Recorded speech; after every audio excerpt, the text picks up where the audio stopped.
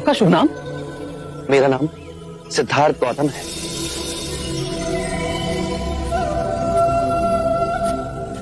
आपके मुख पर इतना तेज कैसे? कौन सी साधना की है आपने? मैंने मुक्ति का मार्ग खोज लिया है। अच्छा, तो आपके गुरु कौन है? वैसे तो ज्ञान मैंने आचार्य कौंडिन्य, आचार्य अलार कलाम और आचार्य उद्रक रामपुत्र से पाया है, पर मैं इन तीनों को जानता हूँ। इनमें से आचार्य अलार कलाम और आचार्य उद्रक रामपुत्र स्वर्गवास हो गया है, पर आचार्य कौंडिन्य अभी भी अपने साथियों के साथ काशी के समीप ऋषिपत्तन के मृगदाय में हैं। मेरा प्रश्न यह है कि उनमें से किसने आपको यह मुक्ति का मार्ग दिखाया? किसी ने नहीं। इस निर्जन पथ पर मैं अकेला ही चला, अपना दीपक स्वयं बना।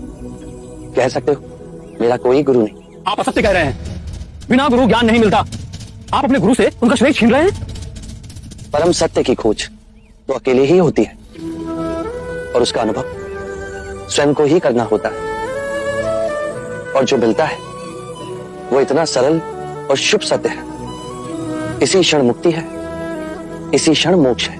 आप वेद और उपनिषद को नकार रहे हैं। अगर ये सब इतना सरल होता, इतनी साधारण सी बात होती, तो क्यों हमारे ऋषि मुनि सारा जीवन तप में गला देते? अरे जाइए जाइए, थोड़ा सा मान क्या दे दिया, लगे उपदेश देने। तप कठोर है। धन्यवाद आचार्य कौंडिन्य की दिशा मार्ग बताने के लिए।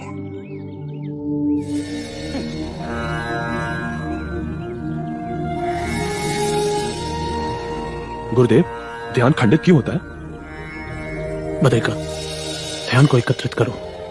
अग्नि बिखरे तिनकों से नहीं, एकत्रित लकड़ियों से सुलगती है।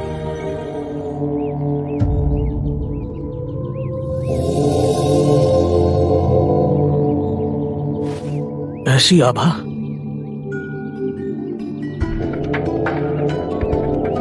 ना तेज, ये गरिमा, ये निर्भीकता, जैसे वन में हिरन चल रहा है। आइए मुनिवर, वृक्ष के नीचे विश्राम कीजिए। बड़े साधक, बड़े योगी जान पड़ते हैं। सिद्धार्थ, तुम? वही पथभ्रष्ट सिद्धार्थ। हम तक आने का कष्ट क्यों किया? मैंने मुक्ति का मार्ग खोज लिया है। अब परम आनंद के द्वार खुल गए।